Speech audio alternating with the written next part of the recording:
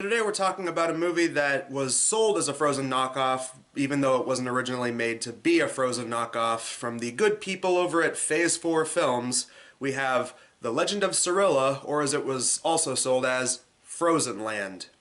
At the top of the world, a young man has a special talent.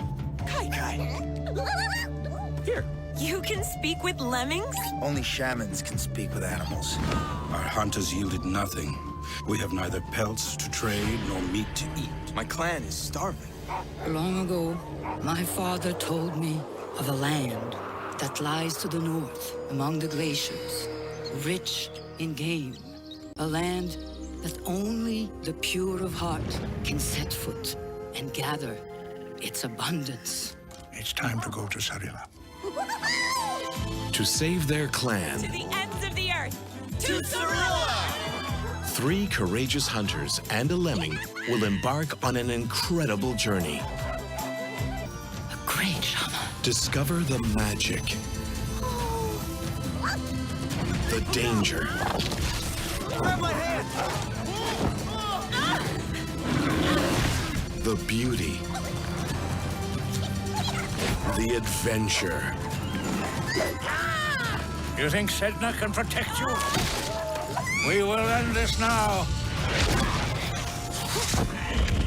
The Legend of Sarila. I guess the one thing this movie has in common with Frozen is that it's not really a Christmas movie, and the only reason someone might think it is because there's a lot of snow in the movie.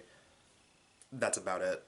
An old shaman tries to stop 3 young Inuit tribe members from finding a promised land and usurping his power.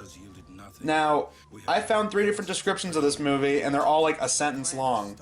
Why is it that elves had a longer description than this movie? Oh wait, I think I know the answer to that. It's because this movie is really boring. The reason I'm looking at this movie is because a long time ago, I talked about a movie called A Fairy Tale Christmas, which was also sold under the title Braver to try and cash in on Disney and Pixar's Brave. And this is just another example of that, so I figured it kind of fits within the themes that we talk about on Blockbusters. And sure enough, I've seen this movie a couple of times in like Walmart bargain bins whenever I went shopping. It's the kind of movies that usually end up on clearance, because they're movies that are very cheap. But the thing is, unlike something like The Asylum or Video Brinquedo or Dingo Pictures or anything like that, this movie was originally made to be its own thing. Once Phase 4 got the rights to this French-Canadian movie that was made by a small team, they sold it as Frozen Land, so that way they could bank on Disney's Frozen. And it actually resulted in a lawsuit. The movie itself has nothing to do with Frozen, but I definitely see why they went with that lawsuit because, yeah, it was the same tactics they did with Braver and A Fairy Tale Christmas. It's like Fairy Tale Christmas was nothing like Brave, but that didn't stop them from basically just straight up copying the poster for Brave. You know, you have a girl with flaming red hair standing around a bunch of rock monuments and holding an arrow, and you put Braver on the cover, and then you watch it, and the movie's nothing like that. It's somehow even scummier than what Asylum and Brinquedo and all those guys do. Because those guys, it's made by people who see the trailers or read the IMDb description and they're like, oh, we can just make a quick 20, 30, 40-minute piece of crap, you know, and release it shortly before it hits theaters. Or this is even lower than that because they're taking movies that have nothing to do with what the boxes are saying and then they slap a logo on it and go, yeah, it's the same thing. So by all accounts, Disney was more than in their right to step in and be like, hey, you're selling a movie called Frozen Land with a font that looks a lot like the Frozen logo. Stop that. And sure enough, they did pay a fee. And I guess from now on, they're not selling copies of the movie with a logo like they did. Because for the longest time, if you look up like a poster for this movie on Google Images, you'll see the original poster they had. And yeah, it was basically eerily similar to the Frozen font. But that's all the stuff surrounding the movie. What's the movie actually about? Just like Fairy Tale Christmas had nothing to do with Brave, this movie has nothing to do with Frozen, other than it has a lot of snow in it. But other than that, there's no royalty, there's no snow queen, there's no comedic snowman. But as for the plot, okay, so you have an Inuit tribe. There's this great shaman that basically pissed off the gods trying to get more power for himself, and so the gods, to try and retaliate against his crimes, they decided to basically take away all wildlife, so that way the tribe has nothing to eat. So basically this entire tribe is doomed because of the shaman's greed and power-hungry behavior. I no longer need your protection. Tungaluk is all-powerful. With your words, you damn yourself and your entire clan. I'm taking the animals away. And I gotta point this out, the shaman is voiced by Christopher Plummer. And when I found that out, that broke my heart. Anyone that thought that Rockadoodle was the lowest Christopher Plummer could sink, just wait until you find Legend of Sarila. I mean, shit, man. First Abe Vigoda in Good Burger and North. Now this, that is just sad. We jump forward a little bit later in time. We see that despite their best efforts from the gatherers and the hunters, they're not getting any food. And I admit it's kind of funny that in the first half of the movie, they're saying that there's no wildlife around. Where are all the animals? It's been 3 moons. I hope the others have better luck than us. But I mean, they have snow dogs that help pull their sleighs across the tundra, and of course you have a obnoxious comedy relief lemming. And I'm just like, you know, for them to say that there's no animals around, there is technically some. I mean, I guess we should consider ourselves lucky that the lemmings aren't like the ones in Norm of the North that are basically just knockoff minions. It's still the obnoxious, cute animal comic relief sidekick in this movie, but it's not as bad as the ones in Norm of the North. So yeah, this basically makes up the first half of the movie. It's just a lot of people sitting around talking about how there's no food, the tribe is gonna go hungry, they'll die of starvation. And you get to our 3 main characters. You have the main girl, and then you got 2 other guys. One guy is a really expert hunter and fighter, and the other guy, because he's been learning from some of the elders in the tribe, he knows how to do like spiritual magic and stuff like that. And the main girl, of course, like I said earlier, has a cute animal sidekick, Lemming.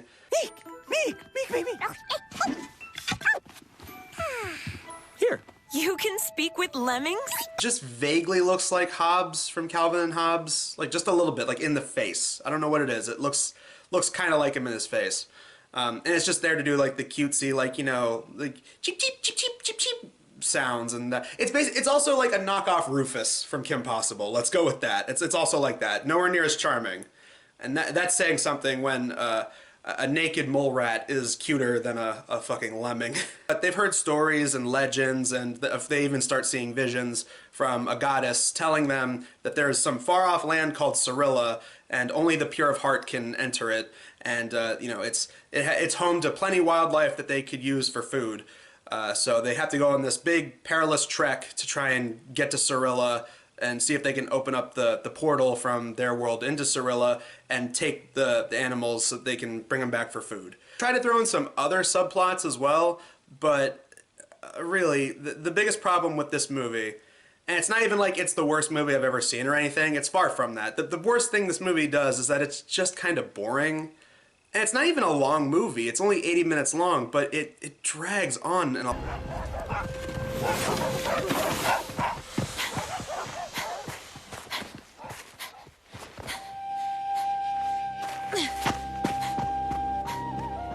they have montages of, oh, look at the characters going across the tundra, or scenes of people just sitting down talking. And then you have these scattered subplots all throughout the thing that really don't mean anything. They don't go anywhere. There's really no like weight to any of them.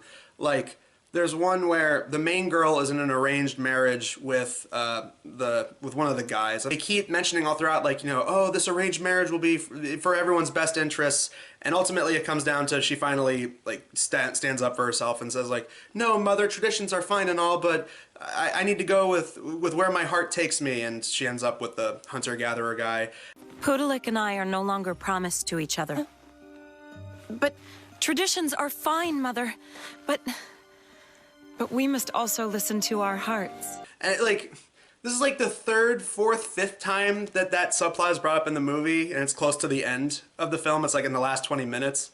And it's just like, what was the point of this subplot? This really didn't mean anything, other than it was just added so that they could fill out the runtime. There's a couple parts where they try to be really exciting, like they have to cross a wire over a gorge, and uh-oh, somebody trips, but of course they make it out okay. Also a part fairly early on where when they first go out on their trek for Sarila, they come across a polar bear that tries to attack, and then the polar bear ends up dying. And thank you, Great Bear, for sustaining our lives in exchange for yours. What a great hunter you are!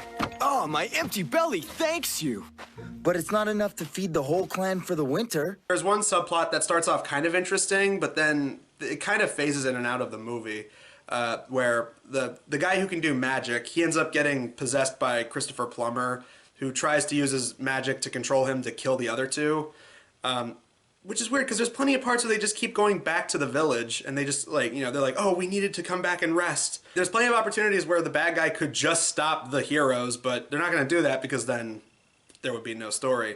But yeah, he keeps possessing the guy who can do magic, and then he ends up getting possessed at one point, and he tries to kill them, but then they find out that he was possessed, and it's like, oh, it's okay, all is good, and then they walk off, and I'm just thinking, like, man, that's got to be really awkward. That guy's probably just thinking, like, can we not talk about this to anyone at the tribe? Like, Akbit tells me I knocked you out and I left you lying there. You don't remember? None of it.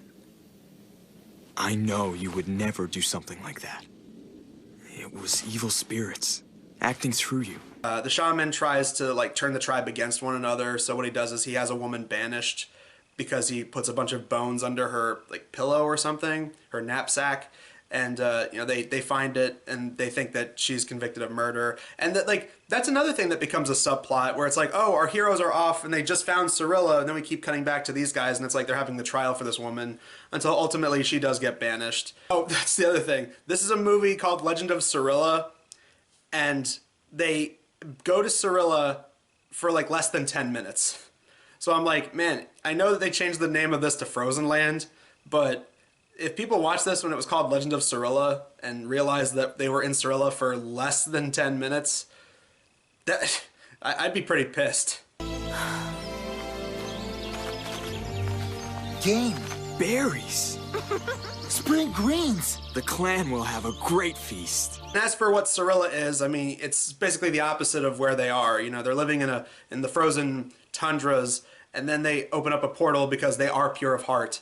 And, it's this beautiful Garden of Eden type place, and there's animals abound, and they say that they have, like, all the right to these animals they can take back to the village, and they can eat for, like, I don't know, another week until eventually they have to go hunting again. Ultimately, the movie comes to a very obvious conclusion, and that's that they get back from Sarila, they find the woman who was banished, they tell her that she was innocent, they reveal to the tribe that the shaman is a great big fat phony. He tried possessing the one guy who can do magic to try and kill them, that he's the one behind all this, he's the reason that they don't have any food.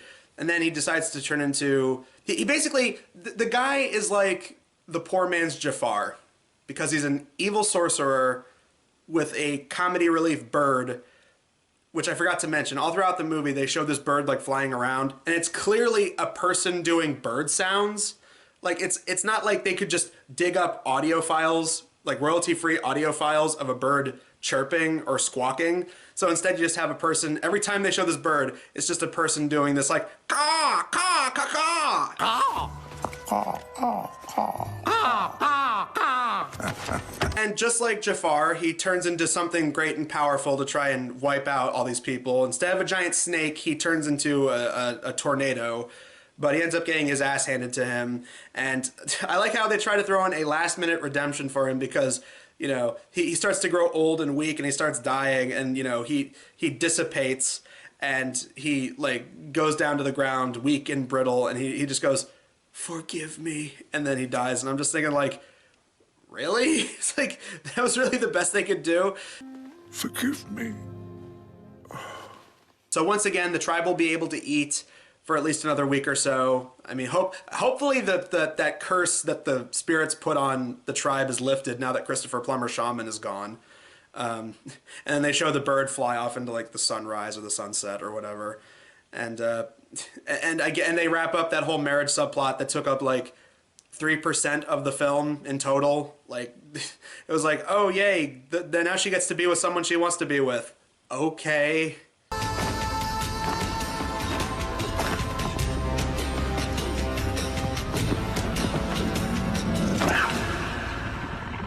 If you somehow can't already tell, my biggest issue with this movie is that it's just kind of boring. I mean, it's 80 minutes, which is relatively short, but there's lots of stretches in the movie where nothing is really happening. It's just a lot of people talking or just kind of like bumbling around in a frozen wasteland. For a straight-to-video movie, the animation isn't terrible. Like, that was the weird thing. Compared to something like Little Panda Fighter, which is obviously just a really, really low-grade, shitty cash-in, this actually looked like it had effort put into it. The animation, it's not Pixar level, it's not great or anything, but for a straight-to-video effort, it's not horrible. Compared to knockoffs from like Brinquedo or The Asylum, which are clearly made just to make a quick buck, this actually did feel like it was made because someone wanted to make it. It felt like someone had an idea, and while it didn't really come out all that great to me, it did feel like it was a movie that someone did want to make versus cheap cash-in movies or movies that are just made by committee and dumped out into theaters because they know, oh, brand recognition, people will go see it because it has, you know, this actor in it or it's part of this franchise. This actually did feel like somebody wanted to make it. And if there's anybody to be mad at here, it's obviously Phase 4, because they were the ones that were like, oh, we'll just take this movie that no one's ever heard of, and then we'll slap a fake name on it that sounds eerily similar to that big Disney movie coming out, and then we could probably bank on ignorant grandpas and dads everywhere who are going to buy this movie thinking it's the real deal, and then their kids are going to be complaining that's not the same movie. They're the ones to be upset at, and clearly they learned their lesson because of that lawsuit we talked about at the beginning. While I've been saying that, you know, it's not a great movie, but, you know, someone had an idea and the animation's not horrible.